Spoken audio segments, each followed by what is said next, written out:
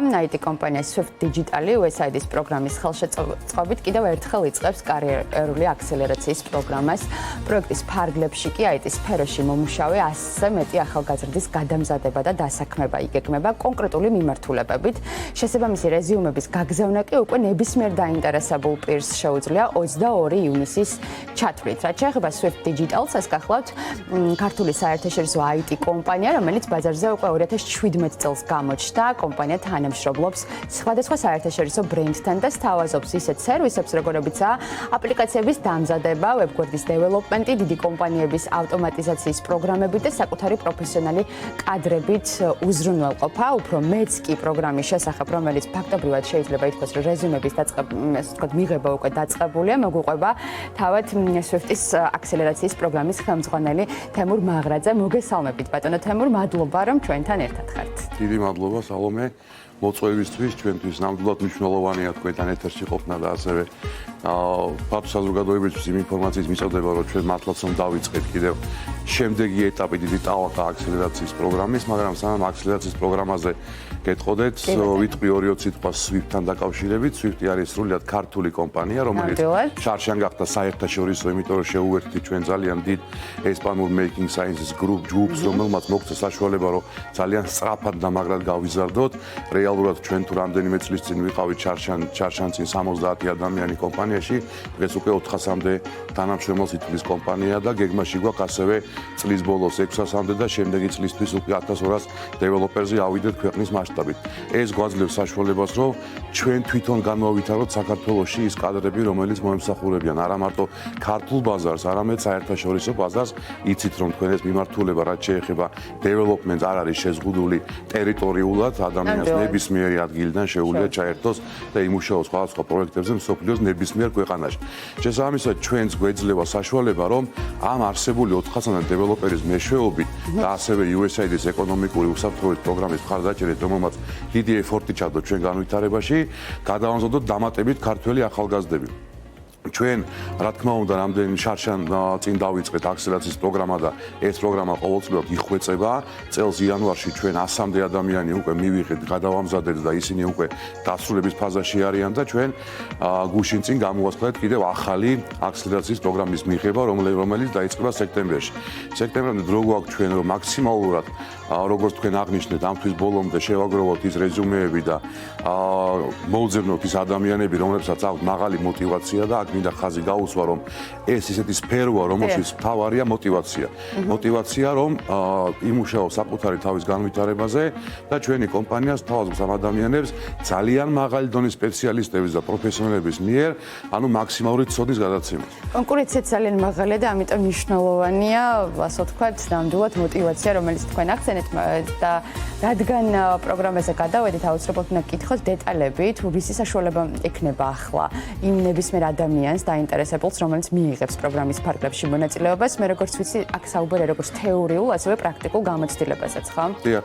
ჩვენ კომპანიაში გვაქვს დაახლოებით 25 მიმართულება, software development-ის მიმართულებით და ციფრული მარკეტინგის მიმართულებით, რომელშიც ადამიანი როგორც კი მოხვდება, მას რაღაც ეწყება აქსელერაციის, ანუ Swift-ის მოგზაურობა ჩვენთან 6 თვის განმავლობაში, რომელიც ნიშნავს გაწერილ სილაბუსს ყოველი კონკრეტული მიმართულების შესაბამისად, ყოველთვიურ გამოცდებს. ჩვენ ასევე ვთავაზობთ მათ რბილი უნარების ტრეინინგებს ყოველთვიურად, რაც ნიშნავს გადამზადებას სხვადასხვა მიმართულებით, რაც ადამიანს შეიძლება ჭირდებოდეს და ეს არის გაწერილი დაგეგმილი ასევე პროფესიონალების მიერ, რაც ძალიან მნიშვნელოვანია. ერთ-ერთო მენტორინგი, ეს ნიშნავს ძალიან მაღალი დონის სპეციალისტის სენიორ დეველოპერის მხრიდან ყოველდღიური დახმარება, ყოველდღიური საპორტი და ყოველდღიური დავალების მიცემა, შემოწმება, რაც მათ მაქსიმალურად ზრდით. ასევე ძალიან მნიშვნელოვანი ორი ფაქტორია.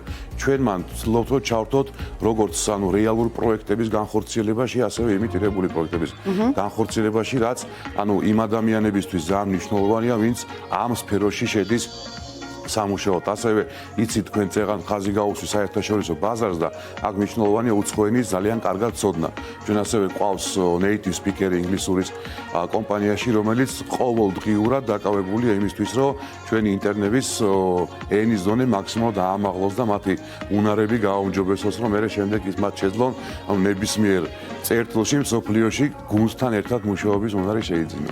ბატონო თემურ, აუცილებლად უნდა ვისარგებლო შემთხვევით და მით უმეტეს საინტერესოა ახლა თქვენი პროგრამა და საქმიანობა გამომდინარე იქიდან, რომ უკრაინაში ომის დაწყების შემდეგ ჩვენ ვიცით, რომ მათ შორის საქართველოშიც ძალიან ბევრი რუსი და ბელორუსი IT სპეციალისტი შემოვიდა და პრინციპში შემოსული მოქალაქეების ძალიან დიდ ნაწილს სტატისტიკაში წარმოადგენენ სწორედ ისინი. ასევე ვიცით ის, რომ რეალურად რეგიონშიც ერთგვარი გადაწყობა ხდება ციფრული ტექნოლოგიების თვალსაზრისით და ბევრი საერთაშორისო კომპანია, რომელიც აქამდე მოსკოვში ოპერირებდა, ახლა ცდილობს, რომ აი ამ ლოგისტიკური გადაწყობის პროცესში მონახოს ასევე სტაბილური ახალი ბაზარი და ამ ხრივ საქართველოს, ასე ვთქვათ, შესაძლებლობები, იგივე როგორც აი ტექნოლოგიური ჰაბის განვითარების თვალსაზრისით, რეალურად ჩვენ გვაქვს ამის შესაძლებლობა და სად ვართ ახლა, თუ შეგიძლიათ რომ გითხრათ და რამდენად ჯანსაღია, რამდენად დიდია ის კონკურენცია, რომელიც ახლა შეიძლება დადგეს დღის წესრიგში. იცით რა შეასაქმე, აქ მინდა ხაზი გაუსვემოს, რომ კონკურენციას ცოტა ვერ დავარქმევდი ამ საქმეს, იმიტომ რომ სოფლიოში იმდენად დიდი დეფიციტია მაღალკვალიფიციური პროფესიონალების, რომ რეალურად რამდენი დეველოპერიც არ უნდა გაიზარდოს საქართველოში, მათ დასაქმების ბაზარი მაინც ექნება.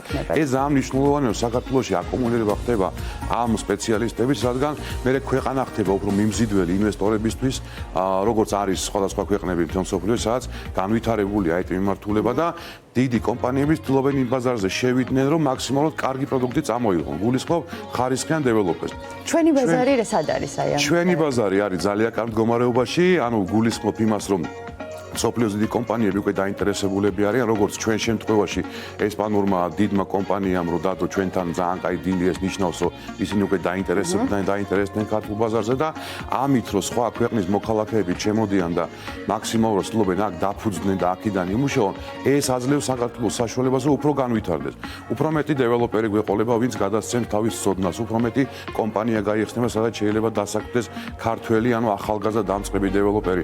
ანუ კონკურენციის გაჩენა უფრო ზრდის ბაზარს და უფრო აძლიერებს ქვეყანას აღნიშნული მიმართულებით. გეთანხმებით და ცალსახად ცხადია მნიშვნელოვანია კვალიფიციური კადრები, რისი დეფიციტიც ბიზნესი სულ ამბობს, რომ ერთ-ერთი მთავარი გამოწვევა საქართველოს ბაზარზე სწორედ ეს არის და პრინციპში არა მარტო საქართველოს ბაზარზე და საქართველოში და პრინციპში SWIFT-ის ეს აქსელერაციის პროგრამა შეიძლება ითქვას, რომ კვალიფიციური კადრების განვითარებას უწყობს ქვეყანაში ხელს.